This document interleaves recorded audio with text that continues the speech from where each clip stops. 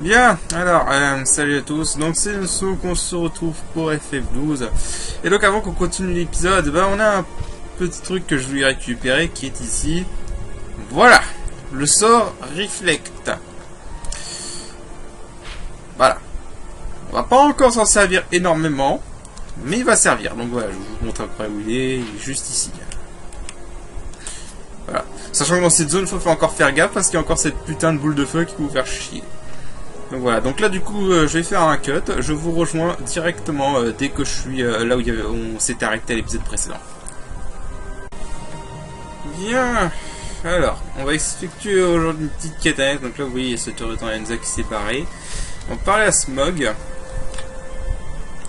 Voilà, blablabla, dites-moi tout. Voilà, donc en gros ce qui se passe c'est qu'il y a un monstre qui est un prédateur des Urutanyenza. Et cet Urutanyenza a décidé de demander de l'aide parce que les Urutanyenza n'arrivent pas à le gérer, ce monstre. Donc du coup, il demande de l'aide aux étrangers. Ouais.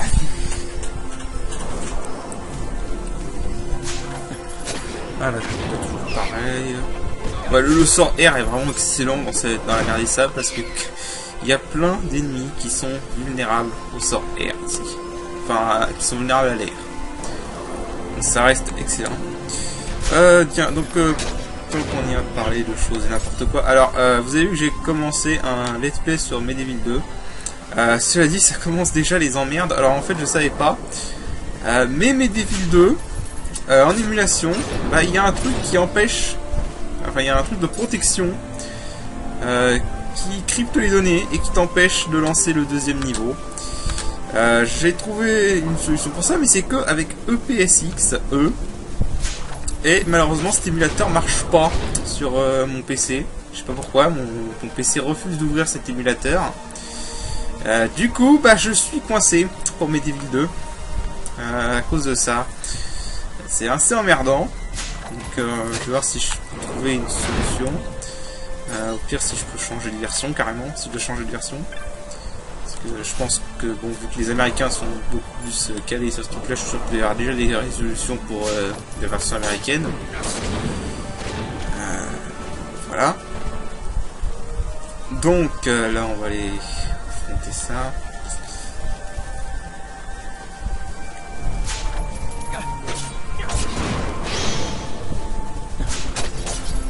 Voilà. Vous avez vu au passage que Baltier subit 0 de dégâts. Grâce à son armure. Son armure a une grosse défense et bouclier, du coup ça réduit les dégâts à 0 des Urutanyenza dans cette zone là. Baltier est basiquement invincible contre les ennemis normaux dans cette séquence, dans les mers de sable, grâce à cette armure. Voilà. Donc voilà, donc le monstre c'est cette tortue là-bas qui absorbe l'air également, mais on va aussi tuer les Urutanyenza parce que de toute façon après qu'on les ait aidés, ils nous tueront aussi, donc voilà. Et ils sont pas très utiles de toute façon. Regarde, par contre. On va changer de truc, tu vas attaquer, parce que sinon tu vas servir à rien.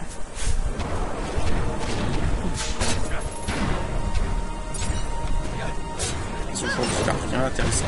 Voilà. C'est pas compliqué, il y a un mage noir qui lance le sort R équipé du Sheristaff, et puis voilà, ça fait le café. Voilà, du coup on va revenir au Mog. On va retourner parler au Mog, je vais remettre Fran en voleuse.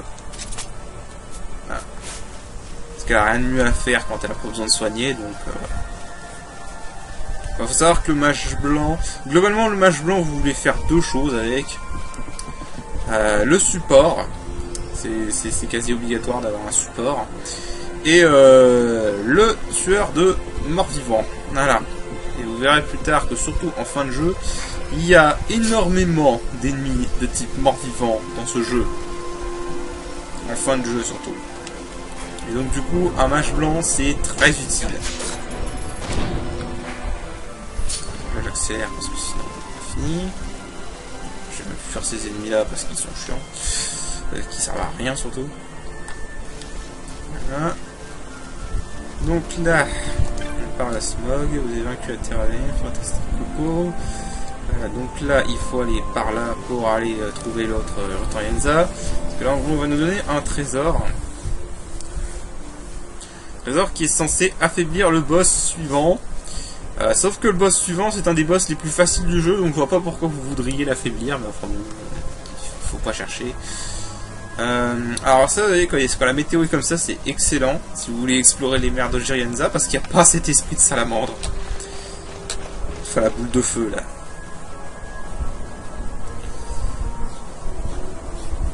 La boule de feu n'apparaît qu'en temps ensoleillé. Donc là, par ce temps-là, elle apparaît pas.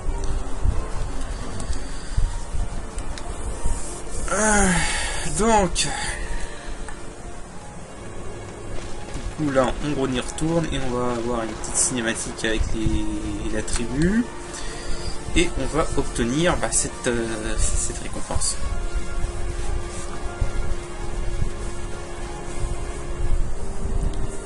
En soi cette récompense vaut pas le coup, hein. Je le fais juste pour vous montrer.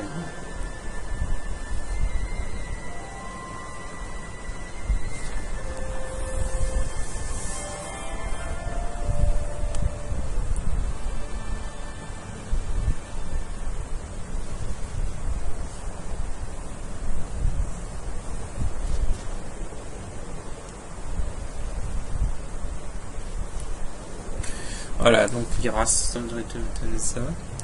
Alors je trouve dommage, là on a la reine des Urukton-Yenza. Je trouve dommage qu'ils en aient pas fait un boss optionnel. Ça aurait été intéressant de l'avoir comme boss optionnel. Comme contrat, ou même une partie du scénario, hein, pourquoi pas. Enfin, l'histoire nous dit qu'il n'y a pas eu des problèmes avec ce jeu. Bon, enfin bref.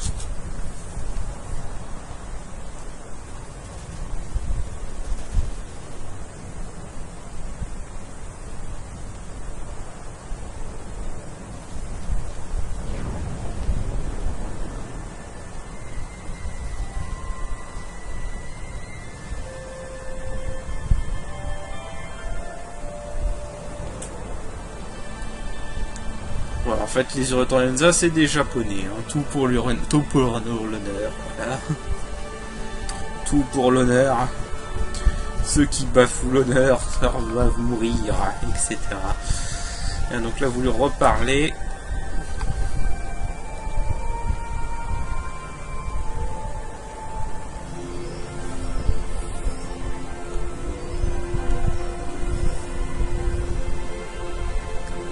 Et cette fleur apparaît.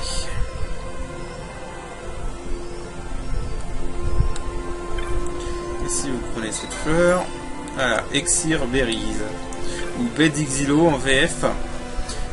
Donc ces objets, c'est censé affaiblir le boss, le prochain boss.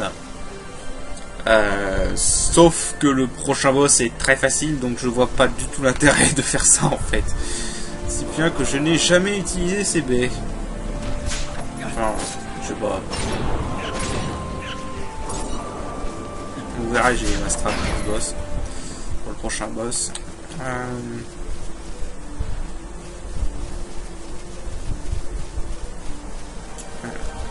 Du coup, on va maintenant continuer les mers de sable de Damienza. Vous voyez qu'on a encore pas mal de choses à explorer. Voilà. Cet endroit est énorme.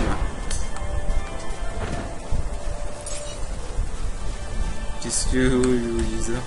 Cette zone est énorme. Du coup, on va l'explorer. De toute façon, c'est le truc que je trouve... c'est le truc que j'ai toujours bien aimé avec ce jeu, c'est vraiment... Ce jeu est immense. Ce jeu est immense. Ça te change d'après un Final Fantasy X qui était ultra linéaire. Et qui avait des maps qui étaient ridicules en termes de taille. Il y avait vraiment aucune exploration dans FF10. Genre vraiment aucune exploration. Hein. C'est aller tout droit. Voilà, d'un point de vue narratif c'est pas mal, mais d'un point de vue jeu vidéo, ouais, c'est un peu ennuyeux. Enfin, bref, Ça c'est on aime ou on n'aime pas. On préfère la linéarité ou on préfère pas la linéarité, ça c'est un choix. Personnellement, la linéarité me dérange pas, mais j'avoue que je préfère quand un jeu... Enfin, bon, je suis un peu compliqué avec ça, parce qu'en fait, autant j'aime pas quand un jeu est trop linéaire, mais j'aime pas non plus les open world. Les open world, c'est des jeux où je finis par me faire chier, parce que t'as pas d'objectif, tu fais n'importe quoi en fait, tu t'en fous en fait limite de ce qui se passe. Un peu ce qui me dérange avec l'open world. Et honnêtement, moi je trouve dommage parce que FF12 pour moi c'était le bon compromis, tu vois. Il est grand, c'est un jeu qui est grand, mais en même temps tu sais où tu dois aller quand même. Mais si tu veux sortir du scénario, bah tu peux y aller, tu peux explorer, tu peux aller explorer des nouvelles zones. Il y a plein de zones annexes.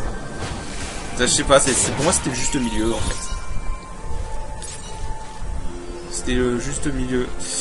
Alors que c'est bien, dans la série FF, on a eu un peu les deux cas.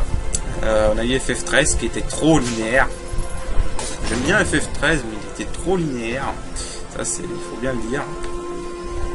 Et à la fin, ils essayaient de se rattraper dans FF13, mais bon, c'était pas trop ça. Tu voyais que ça. En fait, FF13, j'aurais préféré limite que ce soit linéaire du début à la fin plutôt qu'il ne fasse une espèce de plaine pseudo libre. Rempli de missions annexes. On va tout fouiller parce que je crois qu'il y a des compétences qu'on peut récupérer dans cette zone. Voilà. Et de l'autre côté, on a eu FF15. L'open world de FF15, ouais. Déjà, je l'ai trouvé vide. L'open world de FF15. Je sais pas, je l'ai trouvé vide. Et pas, je parle pas vraiment vide que en termes de quête annexe. Je le trouvais vide. En termes d'ennemis qu'on rencontrait, il y avait vraiment pas beaucoup de faune, pas beaucoup de flore. Et en plus, c'était pas varié. T'avais genre un désert, une plaine, quelques forêts de temps en temps et un marais. Voilà. Et un grand lac. Voilà. Ouais. Ouais, je sais pas. Je sais pas, je trouve qu'il était pas. C'était pas assez varié dans ses décors dans FF15 pour moi. Pour un open world, je trouve qu'ils auraient pu mettre beaucoup plus de variété dans les environnements, etc. Mais bon. Voilà. C'est un peu le point que je regrette. Mais bon, ça je comprends d'un certain côté parce que bon. Apparemment, tout le continent de l'Empire dans FF15 aurait dû être visitable. Et là, on aurait eu des environnements plus variés, des savanes, des neiges et tout ça, des monts neigés et tout ça. Là, oui, ça aurait peut-être été génial. Bon, de toute façon, FF15 c'est encore pire que FF12 niveau charcutage et développement. Mais bon, malheureusement c'est le jeu qui en pâtit. Hein. Je suis désolé. Oui, je comprends que le développement a été chaotique, etc. Mais ça change pas que FF15 est un mauvais jeu à l'arrivée. Hein. Il faut arrêter de se voiler la face. Hein. Le développement est chaotique, oui, mais ça n'excuse pas qu'on ait eu un mauvais jeu à la fin. Hein. C'est tout. Voilà. Enfin bon, voilà. C'est particulier. Donc là, on va explorer l'heure des sables de la Mienza. Bon, là, c'est un passage au grotte de Zartina, mais il n'y a rien d'intéressant là-bas. Oui, aller par là. L'autre fois, il y avait un truc intéressant, c'était le monstre rare, mais bon, là, c'est pas spectaculaire. Il y a des monstres overlevel, si vous pouvez les vaincre, vous pouvez faire plein d'XP. On a un peu de variété dans les ennemis, enfin. Voilà. Notamment des ennemis qui sont pas vulnérables à l'air, enfin. Alors, je sais plus s'il y avait une compétence sur cette espèce d'îlot. On va aller voir. On va aller voir.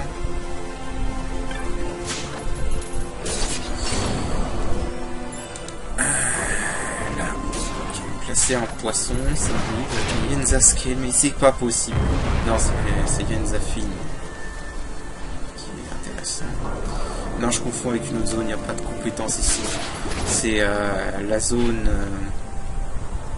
Voilà, c'est la zone là.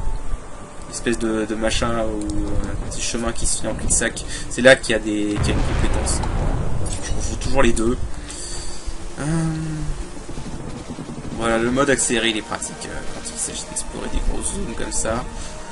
Bon après moi j'aime bien je sais pas, des fois j'ai la flemme et j'active le mode accéléré. Des fois j'aime bien profiter des décors, de l'ambiance. Et du coup ben, j'active pas le mode accéléré parce que j'ai pas envie. Voilà, c'est FF12.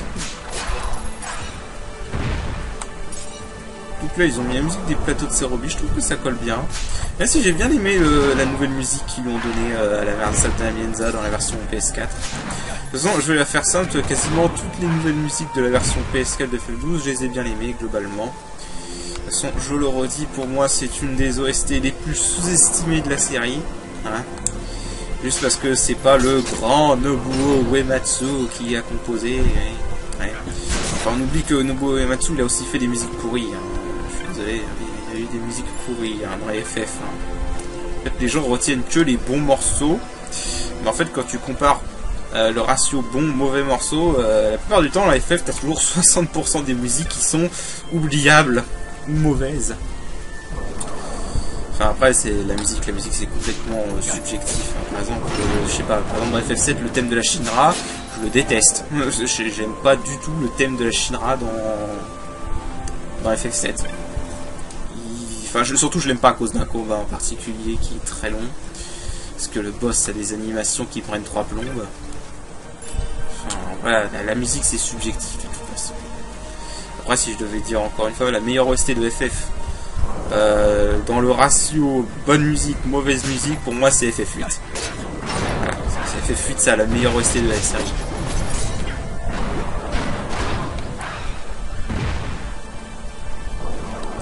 Il y a moins de thèmes qui ont marqué, parler de culte dans FF8 que dans d'autres FF, mais il y a plus de bonne musique dans FF8 que dans les autres FF. D'ailleurs, je crois honnêtement que j'ai aucune musique que je déteste vraiment dans FF8. Vraiment, je crois que c'est le seul FF où j'ai aucune musique que je déteste vraiment. Enfin, mais bon, c'est subjectif. Son niveau OST de jeux vidéo, Nier Automata a plombé tout le monde pour moi. Donc voilà, ça c'est réglé, c'est fait. Nier Automata, best music ever. Ouais. Ça me fait chier que j'ai pas de quoi record de la PS4 pour faire un let's play dessus, mais bon. De toute façon, je préviens tout de suite, hein, si un jour j'ai de quoi record de la PS4 et un jour j'aurai de quoi record de la PS4, ça j'en fais le serment. Si un jour j'ai de quoi record de la PS4, mais le premier jeu que je fais un let's play c'est Nier Automata, mais clairement en direct. Hein. Il n'y a pas de compétition là-dessus.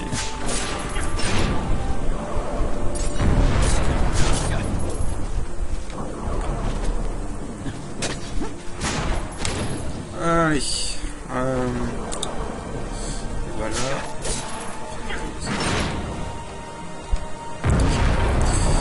Bon. On peut rencontrer un monstre rare dans... Je sais plus dans quelle zone des mers de sable de Naminza.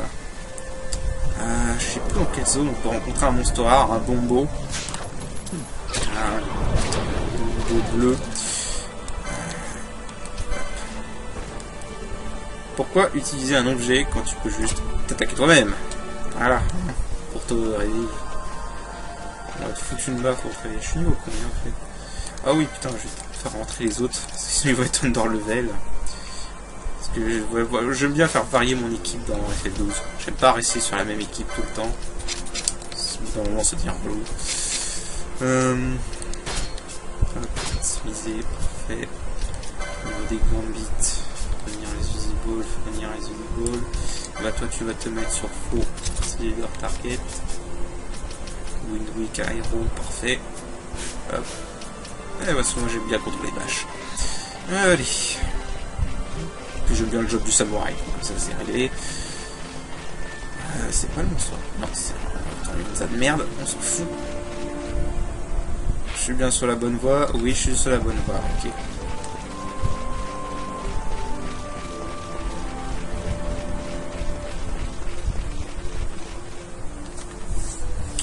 Alors.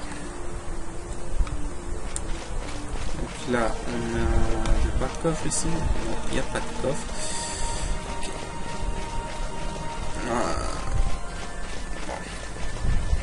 Ah oui, par contre, vu que clairement les ennemis sont assez faciles à tuer et globalement sont pas très compliqués, c'est une excellente source de points de permis, hein, les mers de sable de Menza.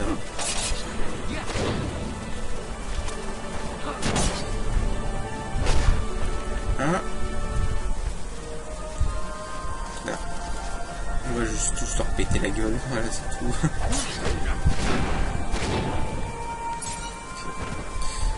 Faut que je fasse gaffe avec H parce qu'elle a pas beaucoup de PM. Enfin, elle consomme plus de PM. Enfin, voilà, elle a moins de PM que le PDO. Faut que je fasse gaffe à ça. Globalement, je vais utiliser H avec Aéro. Dès que je vois que H a moins de 100 MP, je changerai ses Gambit pour qu'elle arrête d'utiliser Aéro.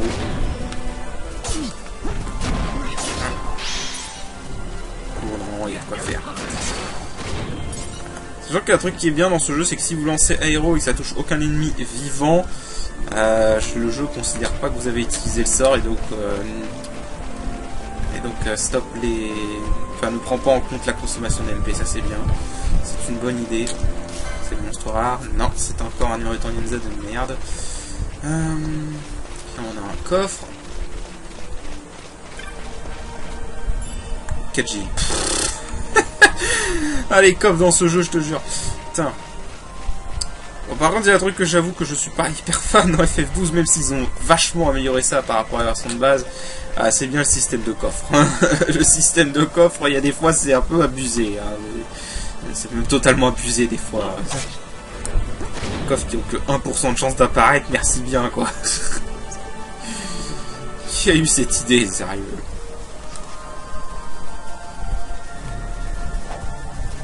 Qui a eu cette idée, franchement? Ok, man à level up, cool.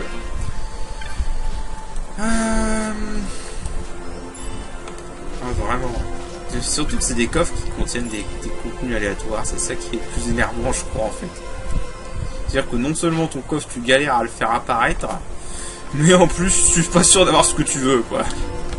Enfin, c'était surtout vrai dans la version de base. Hein. Dans la version de base, dans Zodiac, t'avais deux façons de l'avoir, et la deuxième façon de l'avoir, c'était un coffre. Ah, fallait bien se tenir, hein. T'avais 10% de chance qu'il apparaisse, 10% de chance que ce soit un objet, et 10% de chance que ce soit un Zodiac. Voilà, t'avais une chance sur 10 000, quoi. De l'avoir, ta lance du Zodiac. C'est-à-dire, ils nous ont refait le même coup dans cette version avec une arme. En fait, c'est pas plus mal parce que c'est une arme qui est complètement cheatée et que vous verrez pas lancer let's play parce que je m'en fous. Je m'en fous parce que c'est débile. Je sais pas pourquoi ils ont créé cette arme. En gros, c'est un arc. Alors, c'est un arc et vous voyez, en fait, il y a plusieurs sortes de choses. Je dis souvent qu'un truc est pété ou est cheaté dans un jeu, tu vois. Genre miroir, c'est... Alors je dis souvent que miroir c'est pété par exemple. Mais miroir reste dans KH2. Hein. Miroir dans KH2, ça reste quand même partie intégrante du gameplay, ça reste un truc qui a été mis logiquement dans le gameplay quand même. Cette arme dont je parle, pour moi c'est cheaté parce que ça brise toutes les règles du gameplay. Qu'est-ce que j'entends par là? C'est-à-dire que l'arme ultime en fait de ce jeu, et même les armes qu'on appelle les armes invisibles, il y en a trois. Il y a trois équipements invisibles. Un arc, une épée et un bouclier. Donc c'est des. Pourquoi je dis invisible? Parce que c'est des armes qui n'ont pas de modèle. Donc là vous avez le sort balance. Utile si vous avez un match temporel. Et donc c'est des armes qui sont invisibles. Elles n'ont pas de modèle. C'est-à-dire que vous les avez, votre personnage, vous avez l'impression qu'il tient rien. Donc c'est un arc. Et surtout l'arme c'est un arc qui a 220 d'attaque. Donc déjà c'est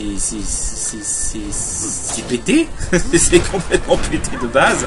Hein, on rappelle que la lance Zodiac elle a que 141 d'attaque dans cette version. 220 d'attaque. Mais surtout là où ça pète toutes les règles du gameplay, c'est que il n'y a pas besoin de permis pour s'en équiper. Déjà ça c'est un problème. Et toutes les classes peuvent s'en équiper. Il n'y a pas de restriction de classe. Voilà, c'est-à-dire que tu peux avoir un lancier qui utilise cet arc. C'est débile. C'est pété. Voilà. Là, tu vois, c'est le truc qui est pété, mais qui est vraiment pété. Pour moi, c'est du cheat. Cette arme, c'est du cheat. Ça devrait pas exister. Je sais pas qu'est-ce qu'ils ont pensé quand ils ont foutu cette arme-là. Puis alors maintenant, t'as tous les technos qui sont là. Ouais, j'ai tout pété le jeu en utilisant cette arme. Ouais. Surtout, le jeu il est pas dur de base. Je sais pas. Enfin, je sais pas, moi je vois pas le fun qu'on peut avoir à utiliser cette arme. Je vois que. Ouais, elle est bon, elle est plus beaucoup de MP, donc on va se calmer sur les MP.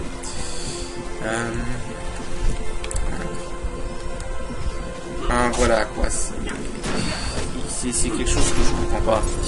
Pourquoi ils ont mis cette arme? J'en sais rien. J'en sais rien. Surtout que le jeu est parfaitement faisable sans. Donc, ouais. Bon, on va aller au boss.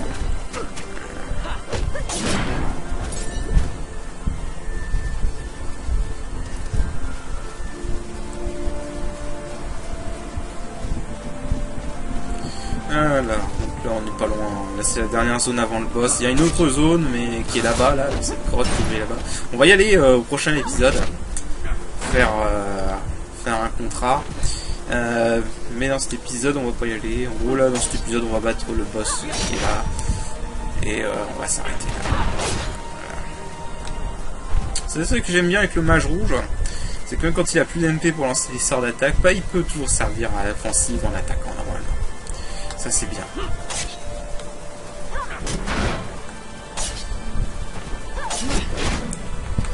Voilà. Je vais m'en servir du mage rouge juste après pour ce boss. Ce boss, le mage rouge, est très bon parce qu'il a les sorts d'arc. Parce que le prochain boss est vulnérable aux ténèbres. Donc ça c'est très très bien. Alors donc là on a un petit marchand.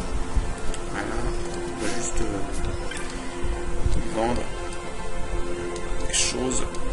Ce qu'on a eu ici, je vais avoir pas mal de choses, oui. Non, ça ne prend pas. Great Serpentski ne pas vendre, je le rappelle, pour une quête annexe plus tard. Là, on va être plein aux as. Là, on va être plein aux as. Voilà. C'est la meilleure méthode d'être riche dans ce jeu, c'est d'être plein aux as. Ça doit obtenir plein de choses et de tout vendre. Oh ouais. De toute façon le bazar je fais pas gaffe. Le bazar je m'en occupe vraiment que quand il y a un truc particulier qui m'intéresse. Ah oui alors je l'ai fait complètement par accident, c'est dingue. Si vous avez un machiniste, le Vega et surtout surtout les aquaballs, voilà, aquashot, c'est très très bien. Très très bien pour le prochain, pour un boss qui va arriver un peu plus tard. On parlera la prochaine fois, parce que ce ne sera pas dans cet épisode.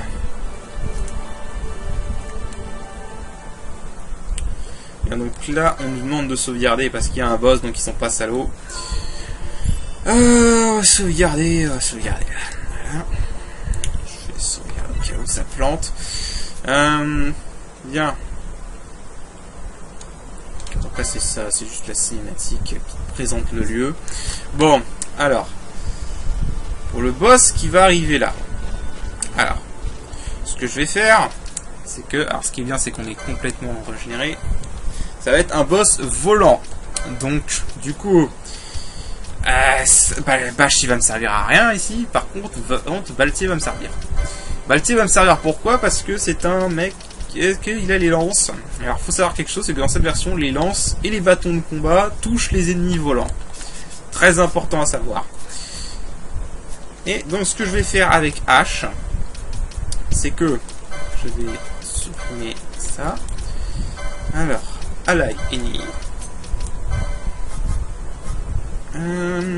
Reflect. Je vais mettre miroir sur tout le monde. Et self.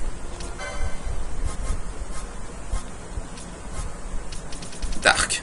Voilà. Alors je vais pas activer ça tout de suite. Allez, je vais prendre H en personnage principal. Leader. Là, on va se mettre Reflect à vous y aller. Voilà. maintenant, on va y aller. Bien.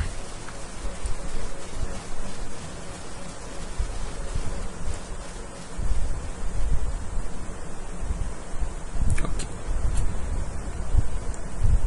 Donc le boss, c'est voilà, Garuda.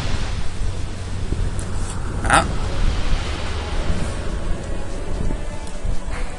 Et donc là, je vais faire escape, comme ça ils restent collés et les uns après les autres. Voilà, je reste ici et là. C'est le festival. Commençons. Pourquoi Van n'attaque pas?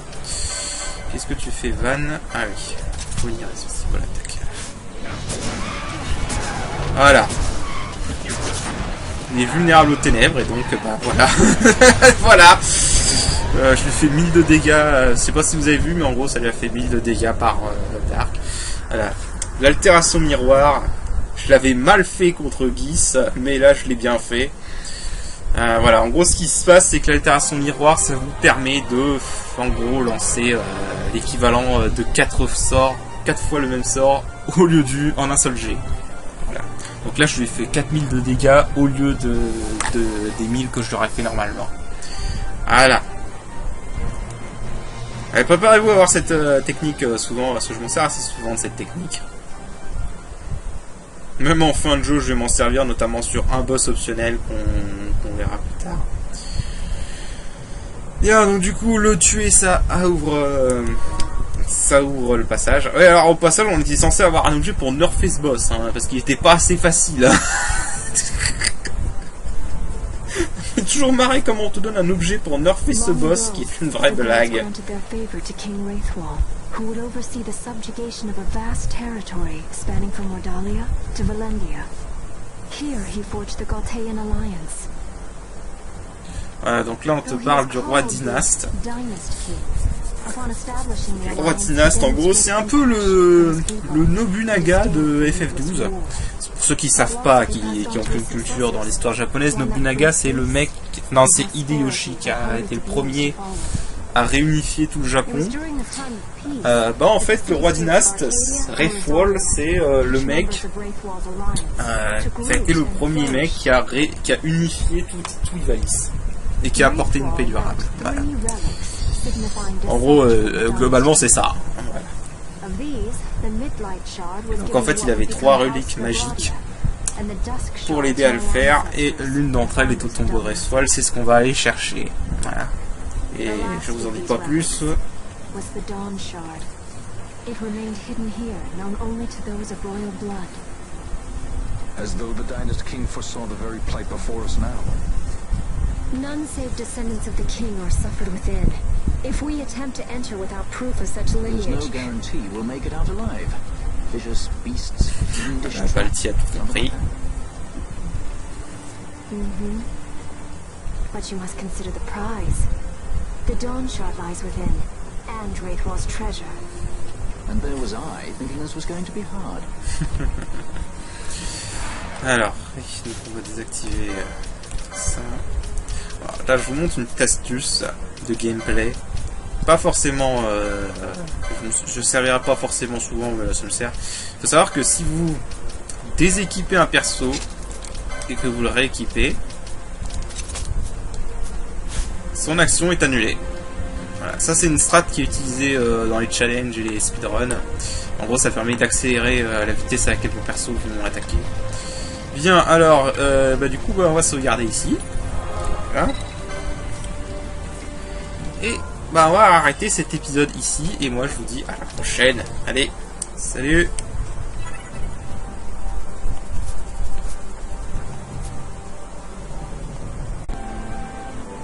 Ok, en fait on va conclure cet épisode sur autre chose. Ce qu'il y a cette zone derrière cette Nalienza, finalement je décide que je vais inclure carrément le contrat que j'avais pris à Rabanastre pour cette zone, qui est dans cette zone. Allez, juste voilà.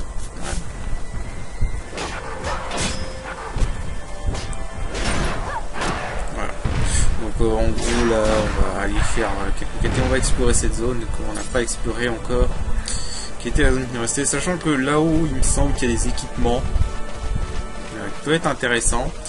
Donc on va aller voir ça. Sachant que j'ai acheté des nouveaux équipements parce que juste après le Garuda, on a un marchand qui apparaît et qui vous vend des meilleurs trucs que ce qu'on a. Donc, du coup, c'est bon à savoir. C'est un peu inutile, le mec. C'est un peu con, il cible des ennemis quand ils sont largement trop loin. C'est un peu con, quoi. Là, il me semble qu'il y a des équipements ici. Ah, ça c'est bien. Ça en gros dit Tipette, c'est bien. Chopper, c'est bien si vous avez un Hunter. L'Androdi Tipette, c'est un truc qui double les points d'expérience. Voilà. Ça c'est très bien. Surtout en fin de jeu quand on voudra faire du level up. Mais donc voilà. Alors, c'est comme ça.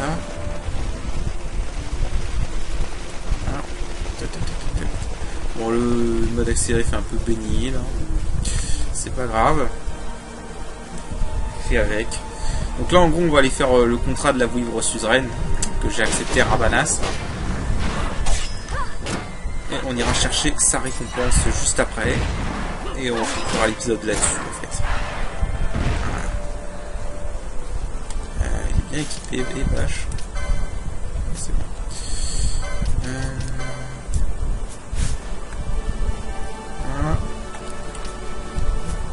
Striker. Vulnérable à l'eau, mais bon, les vulnérables sont pas terribles.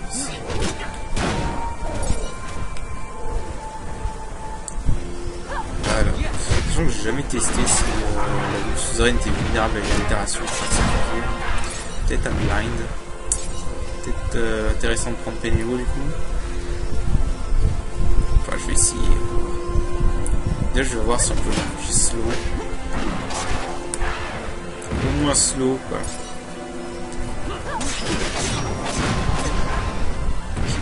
Hein,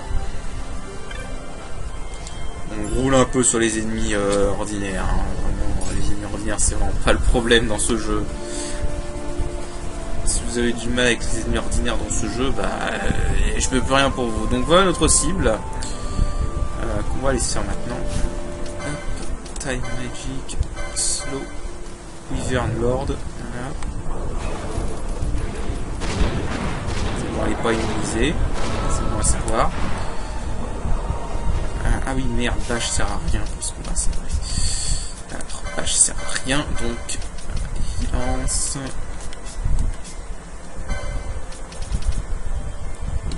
On s'en fout. On se met tout ça, voilà. Alors, attends. Parce qu'il a du coup attaqué normalement avec H, ça sert à rien. Donc, ce qu'on va faire, c'est. À tout hasard, est-ce qu'il est vulnérable à Water?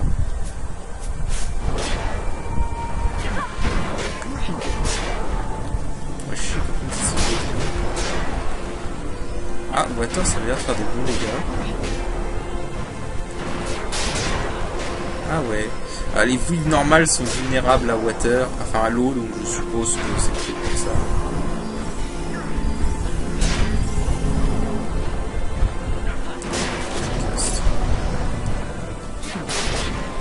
Ouais, je pense qu'en fait, comme les vouivres normales, elle est vulnérable à l'eau. C'est bien possible. Parce que là, je vois que l'eau, ça lui fait 600 de dégâts, alors que les autres persos ne tapent pas, même pas 300-400. Donc ouais. C'est peut-être la seule fois du jeu où je me servirais du sort eau, parce que sinon le sort eau, c'est vraiment pas un sort terrible. Le problème, c'est qu'il est mono-cible, et qu'il y a de toute façon vraiment pas... Il est mono-cible, il est très faible. Et il n'y a pas énormément d'ennemis vulnérables à l'eau en plus. Donc comme ça. Voilà. Je vais remettre ça en premier. Donc voilà, bah du coup là ce que je vais faire, c'est que je vais faire un cut et on va aller voir le mec pour chercher la récompense. Et donc on va juste voir ce qu'il y a dans cette zone, hein, tant qu'à faire. Tout vous montrer. Le but d'un let's play, c'est de tout montrer. Donc, au passage, vraiment, les mers de sable, c'est une très bonne zone pour obtenir des pierres de téléportation. mais parce que plus tard dans le jeu on pourra en acheter, mais c'est vrai qu'à ce stade on n'en a pas encore énormément de pierres de téléportation, donc c'est très... Ouais, c'est des trucs que j'ai achetés, putain. 2900... Attends, ça c'est cool ça. 1918 vigiles. Bon, bah du coup, bah, comme je dis, bah, on va faire un cut, et je vous rejoins devant le client pour avoir la récompense.